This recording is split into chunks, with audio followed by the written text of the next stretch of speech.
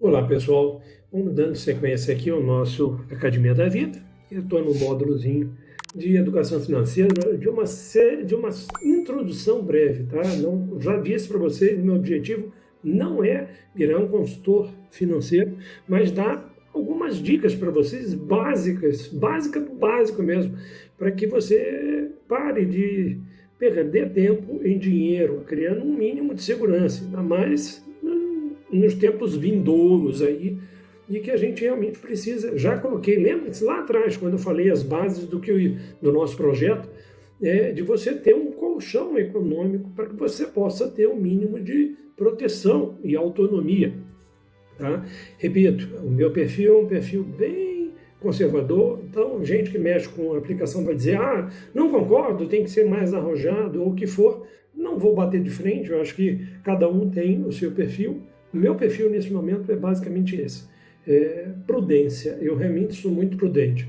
Tá? Segundo, é uma opção minha, eu estou dizendo que eu acho que vale a pena, e que se você se for seguir ou não, aí é uma opção sua, tá? Eu tinha falado para vocês sobre você ter parte do seu dinheiro colocado em moeda estrangeira, moeda forte estrangeira. Qual moeda forte estrangeira tem bom rendimento, vamos dizer assim, e liquidez? A maior liquidez é o dólar, sempre. Então, eu acho que você deve focar basicamente no dólar. Tá? Gente, olha só, com a internet a gente tem hoje uma quantidade muito grande de opções de você abrir o que a gente chama de Global Account. Provavelmente o teu banco tem uma Global Account, que são, vamos dizer assim, como é que funciona? Existe uma parte do banco, um novo banco é colocado lá fora, ele recebe o dinheiro de diversas pessoas, tá? Você envia dinheiro para você abre uma conta na sua Global Account, nesse banco que está lá, vamos dizer, nos Estados Unidos, tá? E vou dar um exemplo aqui, tá? Não quero fazer propaganda não, até porque eu não uso esse. Quero dar um exemplo aí só para você. Tá? Por que eu não uso esse? Eu vou adiantando, o rendimento dele é mais baixo do que, por exemplo, o que eu uso. Então, eu não uso esse banco. Mas, por exemplo, o Banco do Brasil, você tem o BB Américas, que seria como se fosse um banco separado, um novo banco lá fora, nos Estados Unidos, e você abre uma conta no BB Américas, ele pega o pool do dinheiro de diversas pessoas que estão aplicando, você transfere dinheiro para lá, comprando moeda em dólar, né, comprando dólar, e aí ele pega aquilo lá e aplica. Existem prefixados, times deposits, que variam de banco, alguns bancos dão na faixa de 1 ponto alguma coisa de rendimento, eu acho muito baixo. Tem bancos que hoje dão por volta de 4% em time deposit. O que é isso? Você perde a liquidez. Lembra que eu falei para vocês que liquidez, rendimento e segurança. Tá? Ter os três juntos é mundo mágico de horas. Então não rola. Você vai ter que abdicar de um. Quando você opta, por exemplo, esse é o sistema mais simples, por um time deposit, por exemplo, de 6 meses, provavelmente você vai conseguir ali na faixa de 3,9%, 4% de rendimento em dólar. No final, você recebe aquele dinheiro de volta, o que rendeu ali naquele período, e em dólar. Tá? O problema disso é que o nosso país taxa violentamente. Então, toda vez que você compra a moeda, você gasta um IOF desgraçado. O IOF está altíssimo, né? Aumentou demais nesse governo. Então, o que acontece? Quando você manda esse dinheiro para lá, você perde uma grana, porque tem um pagamento desse IOF. Né? E existe, agora, quando você repatria o dinheiro, se você precisar desse dinheiro, você vai ter que transformar esse dólar que está lá aplicado em real aqui. Repara, a liquidez vai para o brejo. Segundo, como você está no time deposit, ou seja, você tem que cumprir um período para receber aquele dinheiro, você não vai ter acesso a ele. Então, você abdicou da liquidez, tá? E aí você vai gastar um dinheiro, é um IOF menor, quando você repatria esse dinheiro, aí você transforma ele em real. Então, assim, é um investimento para você chegar, mandar para lá, rendeu aí 3, 4 meses e trouxe de volta? De forma alguma. É um negócio que você deixa lá como um colchão de segurança. É moeda, é dólar.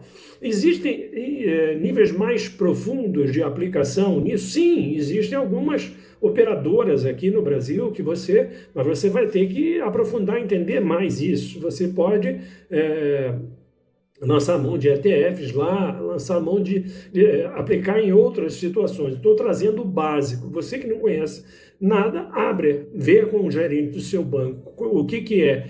Se ele tem uma Global Account, essa Global Account você pode começar a jogar parte desse em dólar que vai para lá. Ah, mas está seguro lá? Tá seguro, é de um banco.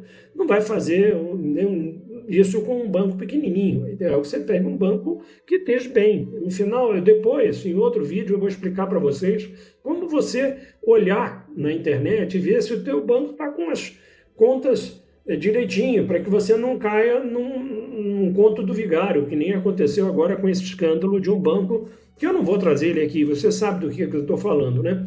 Então, assim, você pode monitorar e ver como é que estão as coisas. O teu banco está bem? Tá bem. E ele tem a Global Account lá. Então, você vai, abre a Global Account. Normalmente, você faz isso no celular, é algo tranquilo, 24 horas, 48 no máximo. Você tem autorização para você começar a comprar esse dólar. E sobrou um dinheirinho, gente. É uma moeda estável. Joga para lá, ó. Pá, é um dólarzinho que está qualquer coisa e está rendendo em dólar. É coisa para você deixar e literalmente esquecer esse negócio, tá? Tem rendimentos maiores? Tem. Você pode lançar mão em situações tipo debêntures, que seria como se fosse você investir em determinados empreendimentos lá. Mas aí já começa a complicar. Eu falei para vocês que isso que eu estou querendo trazer aqui é introdutório, tá? Para que então você tenha um pedaço do seu investimento em uma moeda forte. E que numa Global Account dessa, você tem condição de fazer de ter uma liquidez. Rapidamente você transforma aquilo de novo em real e traz. Se você fizer isso em pouco tempo, você vai perder dinheiro. Como eu disse, um colchão internacional de moeda, né, que você vai deixar lá e que vai render continuamente uma pequena parcela. Eu gosto, quando sobra uma graninha, gosto de jogar nesse caminho. E esqueço, é um dinheiro que no futuro, por exemplo, pode você comprar um bem com aquilo, um apartamento, alguma coisa nesse sentido. Nesse momento, sinceramente, investir em imóvel no Brasil, para mim, eu vejo como um enorme tiro no pé. A não sei que seja um imóvel para você morar, tá? Mas eu vou tentar trazer para vocês também a questão do conceito de ativo e passivo. O brasileiro tem mania de ostentar, e aí compra uma casa gigantesca, aquilo vira uma dor de cabeça desgraçada, um gasto, um ralo de perda de dinheiro muito grande. Mas vai ter um momento da gente falar sobre isso, tá? Eu estou falando parte do dinheiro. Bom, então, peraí, eu tinha dito lá no início para vocês que a primeira coisa que você não deve fazer é utilizar caderneta de poupança. Ah, mas é seguro.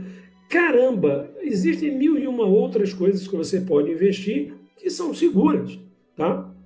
E que o rendimento vai ser muito melhor. Você pode pegar aí, aplicar, por exemplo, num CDB que esteja, e você vai começar a saber, mas eu não sei fazer isso. Liga para o teu gerente, quanto eu queria aplicar, qual o CDB que você me sugere? Eu vou te sugerir um CDB aqui. Nesse momento, taxa Selic alta e que parte dele esteja atrelado à questão da Selic e que esse CDB renda entre 100 e 100% do CDI. Tá? Aí você vai dizer 100 a 100% do CDI, 100 a 110, perdoa, 100 a 110, 115% CDI. Ah, mas olha só, tem lugares que estão dando muito mais. Sim, esse foi um dos problemas com aquele banco, que prometia, se não me engano, algo entre 140% e 150% do CDI, o que é irreal. Né? É irreal. Né? Toda esmola, não existe almoço grátis, toda esmola a gente tem, né, muito grande, a gente tem que desconfiar e tem alguma coisa acontecendo. Então, eu sugiro que você pense num investimento um pouquinho mais real, né? Mas de um banco que seja seguro. Repito, vou dar para vocês depois como você acompanha a saúde do seu banco, tá?